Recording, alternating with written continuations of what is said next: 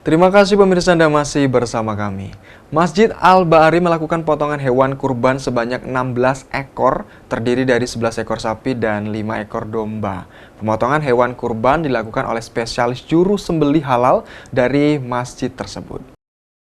Hari Raya Idul Adha 1442 Hijriah selalu bersamaan dengan pelaksanaan hewan kurban. Di tengah pandemi COVID-19, penyembelihan hewan kurban dan pembagiannya harus sesuai dengan protokol kesehatan yang ketat. Penyembelihan hewan kurban di masa pandemi COVID-19 seperti saat ini perlu mendapat perhatian dari berbagai pihak, terutama para juru sembelih halal yang harus memperhatikan kehalalan hewan kurban sebelum dilakukannya penyembelihan. Ada dua langkah yang akan dilakukan, yakni pengecekan pra-pemotongan dan pemeriksaan pasca pemotongan. Tiap perayaan Hari Raya Idul Adha, Masjid Al-Bari Kota Lubuk Linggau mempunyai 3 juleha yang akan memotong hewan kurban dan memastikan kehalalannya. Juru sembelih halal sekaligus Sekretaris Umum Masjid Al-Bari Baharudin menuturkan tips-tips untuk mengecek kehalalan hewan kurban yang memastikan umur hewan kurban yang minimal usia masuk 2 tahun, baik untuk kambing, sapi, dan domba. Hewan yang harus sesuai dengan ketentuan syariat, menggunakan alat sembelih yang tajam, harus memutus saluran pernafasan, dan saluran makanan harus terputus.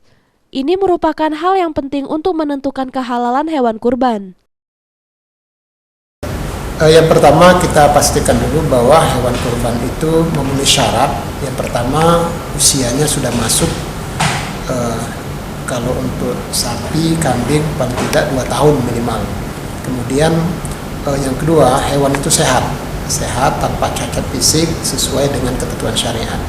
Yang ketiga, ketika kita mau menyembelih, yang pertama kita harus menggunakan alat sembelih yang tajam seperti pisau atau golok.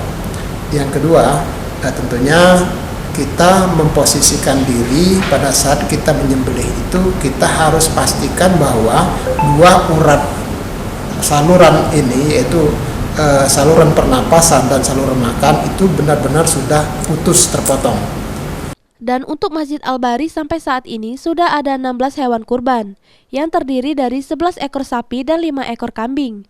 Dan untuk pemotongan hewan kurban akan mulai dilakukan dari pukul 8.30 waktu Indonesia bagian Barat. Dan untuk pembagian kupon daging tetap akan dilakukan dengan tetap menggunakan protokol kesehatan ketat, serta dibagi menjadi 3 tahapan agar tidak terjadi penumpukan.